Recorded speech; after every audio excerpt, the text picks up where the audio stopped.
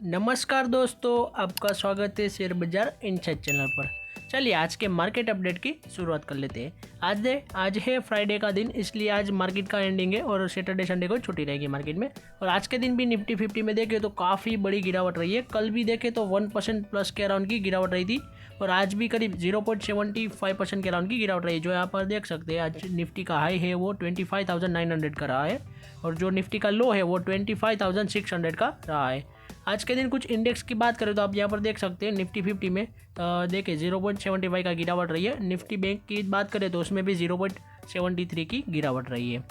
Next बात करूँ Sensex की तो उसके इंडेक्स में भी देखें तो 70.70 के अराउंड गिरावट रही थी। फिर निफ्टी में भी 1% की प्लस की गिरावट रही थी। बैंक एक्स की बात करें तो उसमें भी आधे % के अराउंड की गिरावट रही थी। यानी कि आज के दिन भी मार्केट काफ़ी ज़्यादा गिरावट में रही है। और बैंकिंग स्टॉक की बात करें तो उसमें भी काफ़ी बड़ी गिरावट रही है।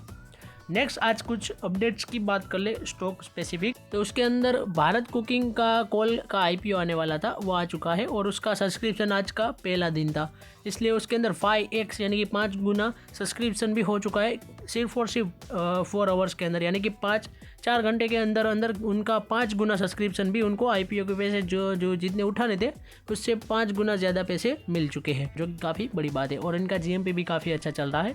अगर आप IPO में अप्लाई करना चाहते हैं तो लास्ट दिन रुक के शेयर होल्डर कोटा या फिर अपने रिटेल कोटा से अप्लाई कर सकते हैं।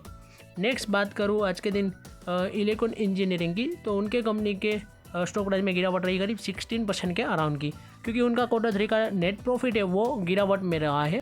करीब 33% के अराउंड की उनकी नेट प्रॉफिट में गिरावट रही है और 72 करोड़ उनका नेट प्रॉफिट रहा है।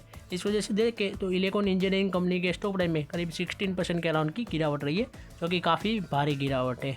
नेक्स्ट बात करें हम एमफी का डेटा आ चुका है, यानी कि association of mutual fund in India की, तो उनके अंदर SIP का डेटा है। देखे टोटल SIP जितनी भी SIP इंडिया में होती है उनका पूरा का पूरा, तो उनका इनफ्लो देखे तो रिकॉर्ड हाई तक पहुंच चुका है। 31,000 करोड़ रहा है इस महीने यानी कि दिसंबर में। और नवंबर का डेटा देखे तो 29,445 करोड़ था, यानी कि मंथ ऑन मंथ बेसिस पर देखे तो करीब 5% के अराउंड की तेज़ी रही है। ऐसा अभी के लिए कहा जा रहा है, जो कि इंडिया के लिए काफ़ी अच्छा है। और जब सबसे ज़्यादा जो SIP शुरू हुई है वो अभी के लिए सिल्वर एंड गोल्ड इन दोनों में ही काफ़ी ज़्यादा शुरू हुई है। सिल्वर के ETF, गोल्ड के ETF या फिर गोल्ड या सिल्वर के फंड ऑन फंड के अंदर सबसे ज़्यादा SIP शुरू हुई है, जो कि इसी वजह से देखें तो दिसंबर के मंथ में सिल्वर एंड गोल्ड के कई सारे म्यूचुअल फंड में इन्वेस्टमेंट शुरू हुई है कई सारे नए इन्वेस्टर की तरफ से।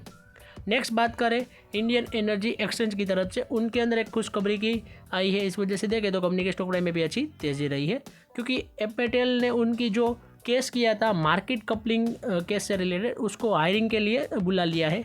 यानी कि उनका जो केस है उसको मान्य करके उनके ऊपर सुनवाई होगी। अब IEX का जो शेयर था यानी कि इंडियन एनर्जी एक्सचेंज है, वही जो एनर्जी है यानी कि इलेक्ट्रिसिटी है उसका दाम तय करती थी, रेट को यही फिक्स करती थी।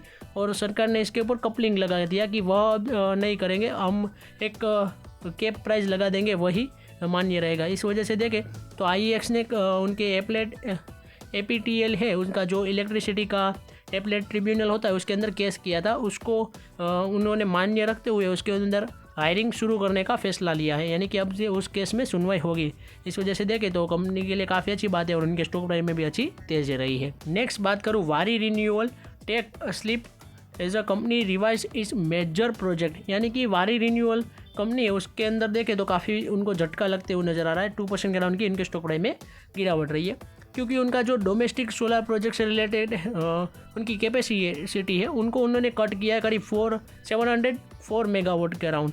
यानी कि अभी जो उनके पास इंडिया के अंदर जो भी प्रोजेक्ट है उसके अंदर थोड़ी कटिंग करेंगे, यानी कि उसके पास कॉन्ट्रैक्ट की वैल्यू तो काफ़ी बड़ी है, फिर भी वह वापस से रिवाइज करने वाले हैं उस कॉन्ट्रैक्ट को।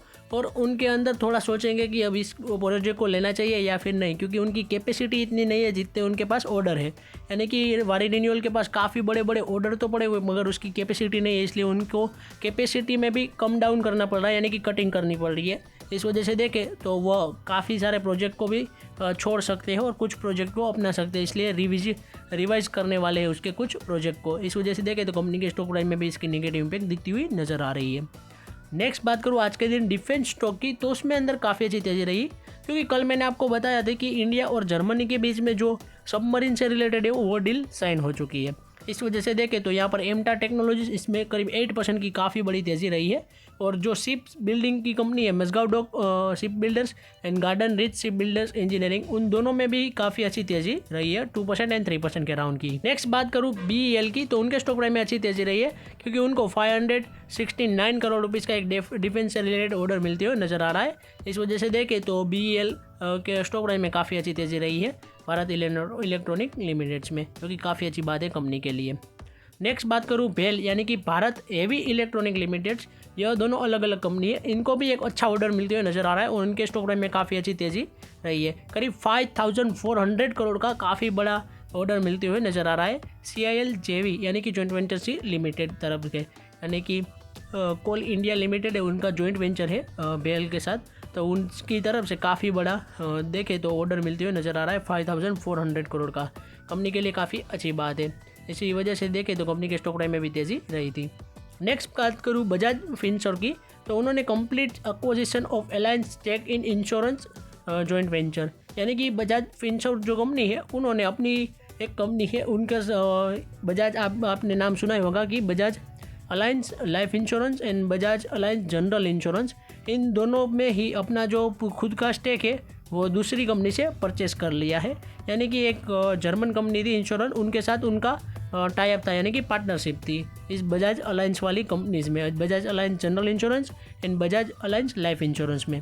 उनके अंदर से पूरा का पूरा स्टेक अक्वायर करके 97% स्टेक बजाज फिनसर्व ने अब खरीद लिया है। उनकी दोनों ही कंपनी अपनी ऑन हो गई है, यानी कि खुद के पैसे पे अब उन्होंने खरीद ली है, कोई पार्टनरशिप नहीं रखी है, जो कि काफ़ी बड़ी बात है। कंपनी ने अपनी दोनों ही कंपनी को क्या है कि अपने अंदर अक्वायर कर लिया है और जो भी उनका मुनाफा आएगा, प्रॉफिट आएगा, स्टेक है, वो कंपनी को बजाज फिनसर्व को उसका फ़ायदा मिलता हुआ नज़र आएगा। यह एक छोटी सी अपडेट थी बजाज फिनसर्व की तरफ से। नेक्स्ट बात करूँ टोरेंट पावर की, तो वह एक रिस्क ले रहे हैं, करीब 1 lakh crore rupees investment on energy, यानी कि एनर्जी सेगमेंट में वह काफ़ी बड़ा एक इन्वेस्टमेंट करने जा रहे हैं। वह बिल्ड करने वाले हैं B2C प्लेटफॉर्म। ऐसा अभी के लिए उनकी जीनल मेहता वाइस चेयरमैन है और MD है, मैनेजिंग डायरेक्टर, उनका कहना है, जो कि काफ़ी बड़ी बात है। टोरेंट फार्मा ने एक बिड ली है 1 लाख करोड़ रुपीज़ की, काफ़ी बड़ी एनर्जी के अंदर यह इन्वेस्टमेंट होने वाली है और उनका B2C प्लेटफॉर्म भी वह तैयार करने वाले हैं, ऐसा उनके MD है और वाइस चेयरमैन जीनल मेहता उसका कहना है। काफ़ी बड़ी बात है। अब देखते हैं आने वाले समय में टोरेंट पावर है वो क्या कर पाता है और क्या नहीं। नेक्स्ट बात करें आज के दिन ग्लोबल इंडेक्सेस की, यानी कि इंडेक्स की, तो गिफ्ट निफ्टी की बात करें तो उसमें भी गिरावट रही थी आज के दिन। US30 की बात करें तो उसमें थोड़ी माइनस ही गिरावट रही थी, ना तो पॉजिटिव ना तो गिरावट। US टेक 100 की बात करें तो उसमें भी बड़ी गिरावट रही थी। डो जोन्स की बात करें तो उसमें अच्छी तेज़ी रही थी। S&P 500 में भी गिरावट रही थी 0.10% की। FTSE 100 की बात करें तो उसमें तेज़ी रही थी। CAC 40 उसमें भी अच्छी तेज़ी रही थी। डेक्स जर्मनी की मार्केट में भी माइनस ही तेज़ी रही थी, उसमें कुछ ज़्यादा तेज़ी गिरावट नहीं रही है। और आज के दिन जापान की मार्केट में काफ़ी अच्छी तेज़ी रही थी और चाइना की मार्केट बात करें हैंसेंग तो उसमें भी अच्छी तेज़ी रही थी। आज के दिन ग्लोबल इंडिकेटर की बात करूँ तो $1 INR की बात करें तो 90.30 तक पहुंच चुका है, जो कि इंडिया के लिए अच्छी बात नहीं है। और कच्चे तेल के प्राइजेस की बात करें WTI and Brent crude oil, तो उन दोनों में ही तेज़ी रही है, जो कि इंडिया के लिए अच्छी बात नहीं है। और आज के अपडेट की बात करूँ तो हमारी यहीं तक थी। ऐसे ही वीडियोस देखने के लिए हमारे चैनल को सब्सक्राइब कीजिए और बेल आइकन को ऑन करना मत भूलिएगा। Thanks for watching.